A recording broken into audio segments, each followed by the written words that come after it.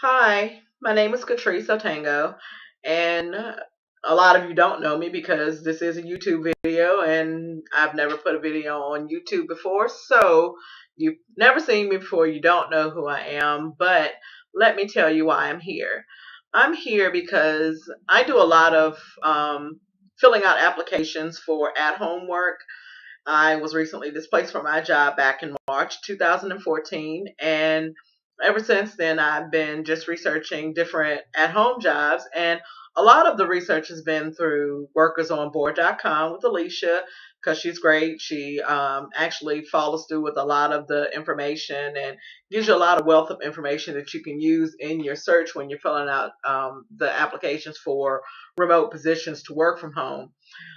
But here recently, I just ran across something that I know that Alicia would probably would want to know as well. So, hopefully she will also see this video. But I want to tell you about it because I want you to be aware of it because she's good at definitely warning people about different things, things to look for with scams and people who conduct things that are not actually job oriented. And so, because it is a situation that I just incurred, and then I found out upon my email to this company that another person had just emailed as well, I want to make anyone who is interested in working from home aware of this fact so that when you're searching at home for your at home business, whether it's for a remote position as a contractor or whether it's for a position with the company as an hourly paid employee, there are certain things that you need to look for. And if Alicia doesn't mention it in her video, I'm definitely going to mention it here.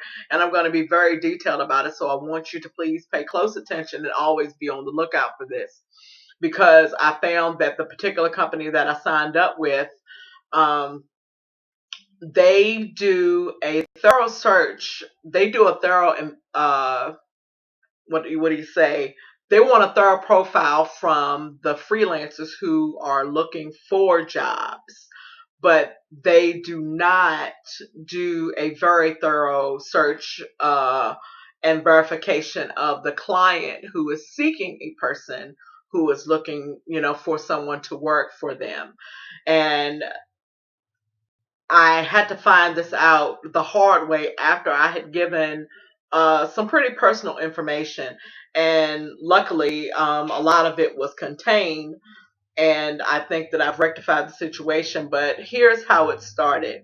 I registered with a site, and I don't know legally if I can say so.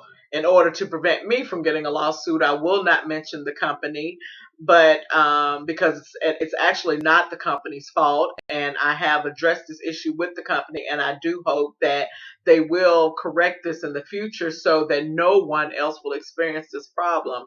But I applied for a position, I submitted a proposal, and I received an email through the website that I'm registered with to Skype this person to do an interview and to get a basic description of the job. And so before I did that, I immediately asked the site if this was something that I could do because I saw that Skyping a person was against their particular policy. And they said, that I could go ahead and do it since it was in reference to the job. So I went ahead and I Skyped the person.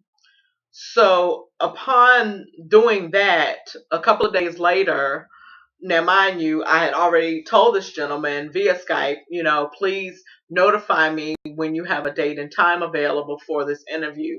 He did not do that. What he did was caught me on a day where I'm getting ready to cook dinner and say, hey, are you ready for your interview? So now one of the main things that I noticed at the beginning of this person's page on the site itself was that he had a UK flag, which meant he was from the United Kingdom. That he's registered with in United Kingdom and he's a client from United Kingdom, and that's where he is residing currently in United Kingdom. But when I went to his profile on Skype, when I put him in my contact list, I noticed that there was a United States flag.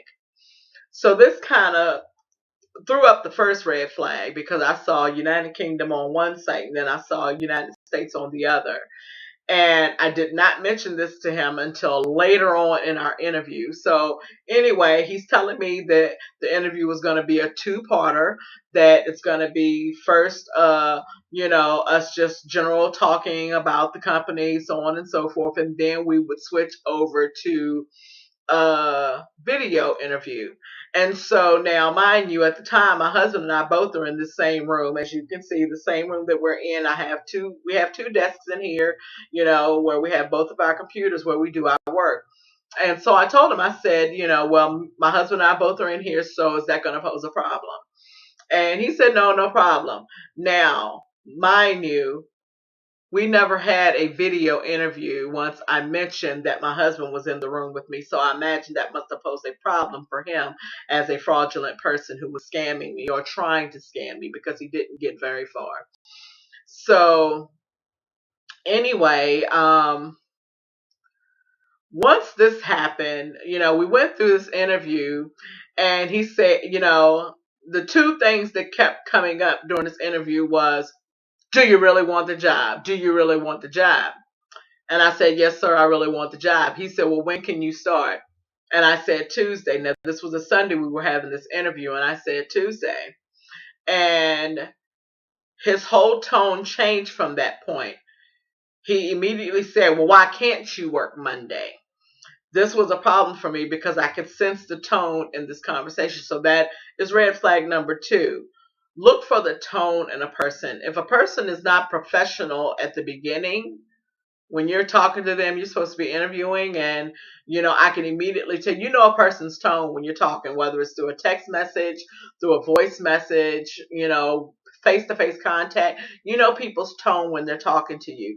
And I could immediately tell this man's tone had changed when I said I would not be available to start until Tuesday.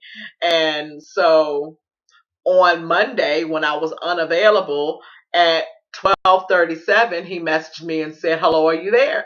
When I clearly told him on that Sunday that I would not be available on Monday. So I was unclear as to why he was messaging me at 12:37 when I mentioned that I would not be in the office. So, again, red flags. So the third thing that happened, which brought up a red flag, was he asked if I had a Google account, and he told me to email my references to the company. Now, mind you, he had told me all about this company, told me where the company was, so on and so forth. Now, this company, of course, is international. It was not in the United States, but he said there was one based here.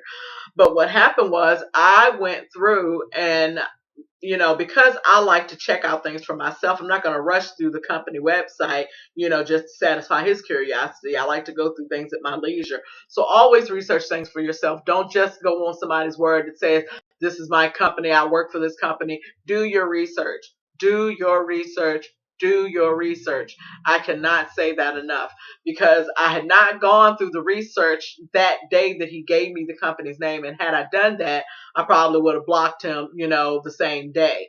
But anyway, when I went on the company site to view, when I realized I sent it to the wrong email, I noticed that all of the companies international were listed.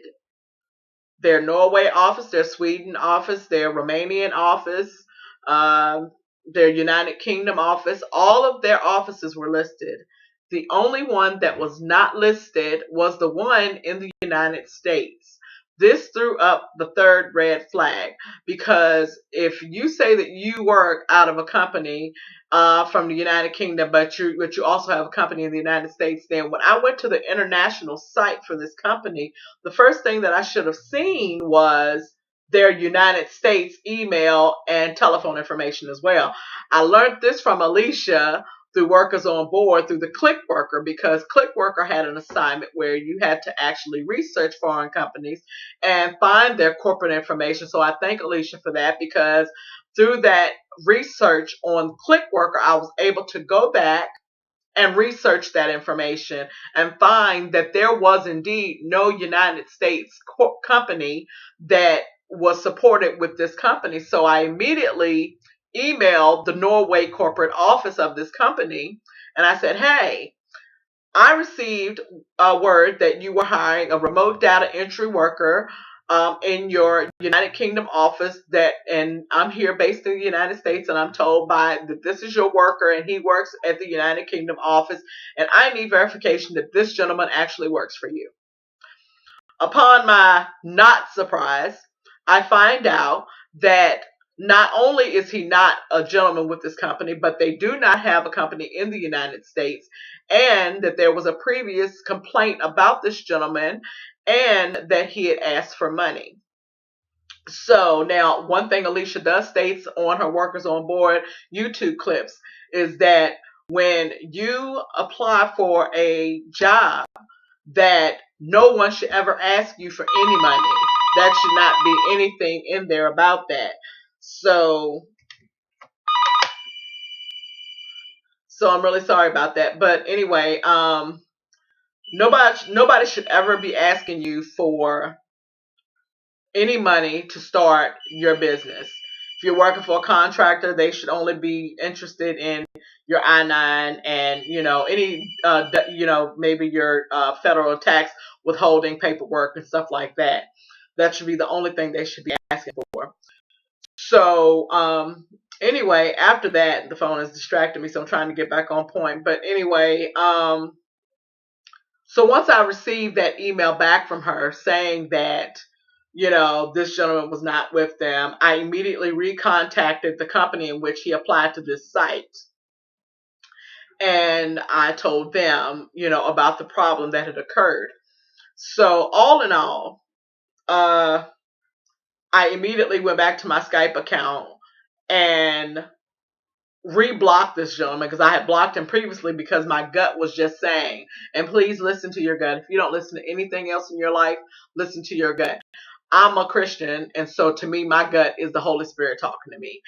Whatever the gut is for you, go by that. Because that's what I went by. And so that is what prompted me to further investigate the gentleman, not the company. The company was legitimate, but the person and the intentions were not. So when you're out there looking for an at-home company, and I've applied to many, and there are many legitimate companies out there, they each have their different criteria, and one might be for you, one may, some may not, because I know I'm still going through companies and I'm still trying to find the right one for me. But until I do, I will keep searching. One of the questions that the fraudulent person asked me was, as your boss, what would you expect from me? The first thing I said was, I expect an honest and loyal person. That is one thing I look for in a company. I don't know about you, and I can't speak for anybody but myself.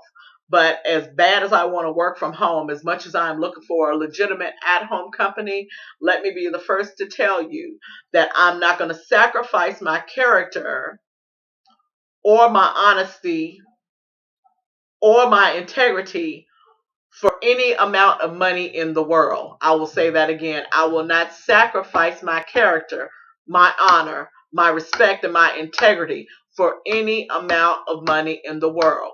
If your job entails me to be dishonest to anyone, I will not take your job. If I find out once I've started your job that it entails me lying to someone, I will not take your job. So I don't mind going through job after job after job to get what I need from a company, because I know that there's an honest company out there somewhere where I don't have to lie, scam, cheat, or connive anyone to get what I need or to offer the services that they want. So that being said, that's all I'm going to say. And I hope that this video was helpful for you. And I hope that you will use it and take it to heart, and that you will apply it to your at-home search, because I think that it is very important. Again, I'm a nobody. My name is Catrice. I'm just a normal everyday person, just looking to do honest work. And, and when I stumble across things like this, it just frazzles my mind, and it perturbs me that people are out there doing those things. And I am willing to share that information with you, because that man had 33 proposals for that particular position, which means that if he talked to even 6 to 10 of those people, that he obtained a lot of personal information off those people when they contacted him through Skype. And so this, I think, is something that should not be done. And so by me coming on here and saying that this is this and that is that, I'm hoping and praying that you too will research your companies before applying for them at home. There are a lot of legitimate jobs. And like I said, they each have their different criteria. And what you choose to do is strictly up to you. You know, if you're the script type of person that likes to sell, then great. Then that's your thing. You know, if you're the type of person who likes to sell, and tell a couple of lies to get it done, then hey, that's your thing. It's not mine, but if that's your thing, go for it. You know, so but I do want to encourage you that as you search for your at-home work, to please be mindful of the scams that are out there, and research those companies. Do not Skype anyone until you have thoroughly investigated the client and sought them out for yourself. Do not Skype anyone until you have absolutely assured that this person is on the up and up, because if you have not done so, you're letting a lot of personal and public information go out there that should not be. So again, thank you for your time. I hope this video was helpful. I appreciate you listening, and have a great day.